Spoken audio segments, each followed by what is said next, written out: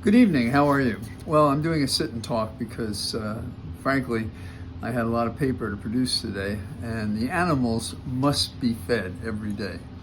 And it's fun to do it, don't get me wrong. It's one of those chores that is not a chore. The chore is what's going on nationally. I think the most frequent question I get asked, including by my own wife, can they do that? And the answer is, by what standard? By the standard of law. A lot of, if not all, of what they're doing is unlawful because they can't stand the scrutiny, so they do everything they can to speed up the game, lightning rounds. Now, in a street fight, somebody came on and swung fast and hard. They might win just for that advantage.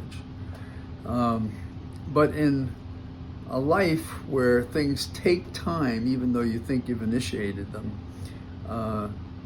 not so fast gets not so great results. Tariffs is a good example. Trump said on Tuesday, all these tariffs are going to go into place, and the heavens be damned if they think you're going to stop me. And then everybody piled in, questioned whether what he did was lawful. In fact, there is a treaty, an object of law, that binds us to permit both Canada and Mexico from bringing their products here without a tariff. So can you violate that agreement and declare you're going to now charge exorbitant tariffs because you want to bring them to their knees on issues having nothing to do either with the treaty or having to do with the well-being of America or a fair, even-handed way to deal with our allies, because Mexico and Canada are our allies. We're a debtor nation to China, and that's a whole other different story. So, ask me the question, can they do that? And the answer is not lawfully. Are they doing that? They're trying to do that. But like all bullies, Trump has been forced to back off. And that's what's missing here. Are we going to fight, or are we going to take it and do whatever they want, bend our knee to this bully madman who relies on a billionaire bringing us up close to the fact that this is a plutocrat's revolution against those who believe that they are equal with felon Trump's allies who believe no such thing. They are superior to us. I have a special place in my history for how I learned some of the things I did at a time when I was ready to learn them.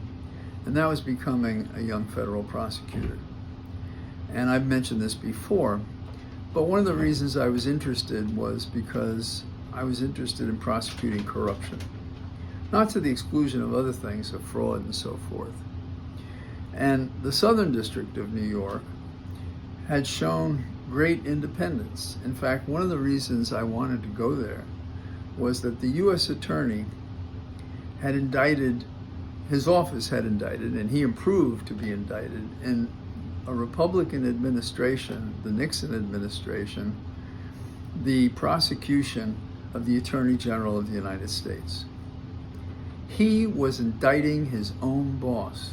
He was indicting his boss who had headed Main Justice, as it's called in D.C., the organization that has compromised itself while Garland was its Attorney General, and now is being taken over wholesale as an instrument of unjust and discriminatory policies and practices. But the headlight is getting even, that anybody would chase Trump for his crimes. Now, I'm interested in a specific case, and that case involves the mayor of New York City. The U.S. Attorney is overseeing an investigation that could very well lead to the indictment of the mayor of New York City. Trump, I think ever since the Alfred Smith dinner in New York, which is a celebratory dinner that in presidential election years results in people making fun of each other, hopefully in a stylish way, Trump excluded, of course, and to show that we can all just be humans. But Trump is not that person. Trump is a craven, evil madman, and not as smart as the objectives he seeks to obtain. And I'm not going to give tutorials on how to do it, but that's partly what we have. And so they've summoned the U.S. Attorney to Washington because the Department of Justice is being instructed by Trump to call off their dogs and to not prosecute the mayor of New York City, deserved or not. That raises a very interesting question. The U.S. Attorney, if she does what appears to be the case, that she has a presentable case that before the grand jury, the instrument of the prosecutor would indict the mayor of New York City. Or she can do nothing, not go forward with the indictment. The latter course, I think, would lead to people, if I were there, like myself, who would quit, because the office would have lost its soul, its purpose, its independence, its reliability that no man is above the law. Now, this is not new. The Attorney General under Trump, Barr, did basically the same thing, but not as out in the open. He went to remove Berman, who I believe was the name of the U.S. Attorney at the time, because Berman might have indicted Trump. And so we see two things. We see a pattern, we see a total disrespect for law, and we see a test of what people are made of. I can't say what the U.S. Attorney would do, but if she folds, people will leave that office, as they should. If she's fired, I would, if I were in her place, turn it into political theater, because justice is on her side. But we don't conduct the denouement after the injustice in public life. The denouement is the unraveling. They do this, you do the other thing, they do something else, you do something else. And at the end of a normal art event, a movie or a play, then you see all the people come together and get even or do things or explanations are made. We don't have that in public life so much, particularly when we're concealing the evildoers. So, can they do this? They can do this if we do nothing, if we sit on our hands. So let's take another justice example. You indict, you pursue, you take pleas, you convict, you have trials, and of, 1,600 people, you have 600 people and change who are involved in violence, in a riot trying to take over the Capitol so that Trump could be declared president in 2021, having lost the election. In other words, do an injustice, overturn our government. Now, he's pardoned them. Understand this. This is just, I think, one example of what one does when one is at war with injustice. They gave a clean bill of health to all these people. Judges can't even insist on rules that did apply before the pardons to keep the community safe. A pardon only applies to a federal crime. In D.C., if I were in charge, I would line up and charge local crimes. And I'd look through the 600 violent crimes, and I'd pick out, depending upon the staff and what I thought it would take, 5, 10, 15, 20. They would be the easiest cases. They would be the ones with admissions. They'd be ones with proof. And I'd put these bastards behind jail for the rest of their fucking lives. I should have deleted that, but I can't help myself. It is so frustrating to watch people do nothing. It's like standing by as some bully beats up someone else. And as a kid in my neighborhood, I saw when people did that, the kids would stop it. Not always, but usually. And it's hard for me to understand why, as an adult, anyone would let such a reign of error, a painful, humiliating,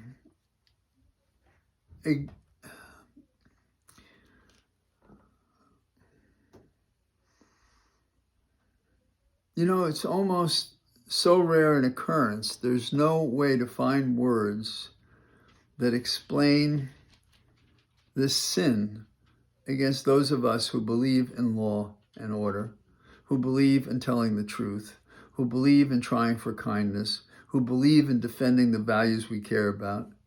There's almost no word for it. And those words have been affixed to Trump. Felon, con man, steals funds, abuses women. It's endless. And this nation that pretends to be Christian, for which I do not share this belief, but there it is. All those Republicans telling us, what are they doing? This is right for us to do this because God shines upon us. Not in any scripture I've read, but that's sort of the political faux Christians out there, the Christo-fascists, some call them. So what are we going to do? Well, today we saw pushback on the funds, the tariffs that Trump would impose on others. And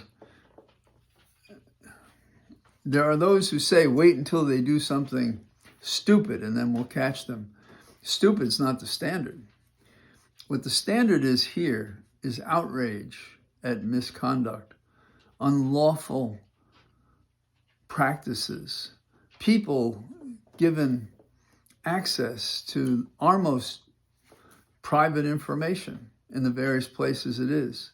And the people who are looking at ways to cut the funds for the programs that our Constitution provides are part of promoting the general welfare.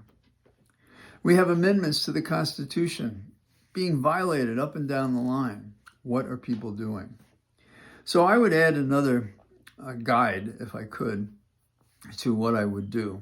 Okay, yes, prosecute those people under state law for crimes they committed, which are not barred by the pardon, because they're not.